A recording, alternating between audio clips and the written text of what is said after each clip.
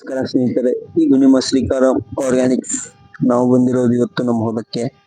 ನೀವು ನೋಡ್ತಾ ಇರೋದು ರೇಷ್ಮೆ ಪ್ಲಾಟ್ ಇದು. ಹಾಗೆ ಇದಕ್ಕೆ ಒಂದ್ ತಿಂಗಳು 2 ದಿವಸ ಬಿತ್ತನೆ ಮಾಡಿ ಈ ರೀತಿ ಬೆಳೆ ಬಂದಿದೆ. ಹಾಗೆ ಇದಕ್ಕೆ ಸಾವಯವ ರೀತಿಯಲ್ಲಿ ಬೀಜೋಪಚಾರ ಮಾಡಿದೆ, ತುಂಬಾ ಅದ್ಭುತವಾಗಿ ಬಂದಿದೆ. ಇನ್ನೂ ಮೊಳಕೆ ಬರ್ತಾ ಇದೆ. ಕಾರಣ ಏನಂದ್ರೆ ಹೊಸ ಬೀಜ ಇದು. ಅದ ಕಾರಣ ಸ್ವಲ್ಪ ಸ್ಲೋಲಿ ಬರುತ್ತೆ, ಹಾಗೆ ಟೈಮ್ ಕೂಡ ಜಾಸ್ತಿ ತಗುತ್ತೆ.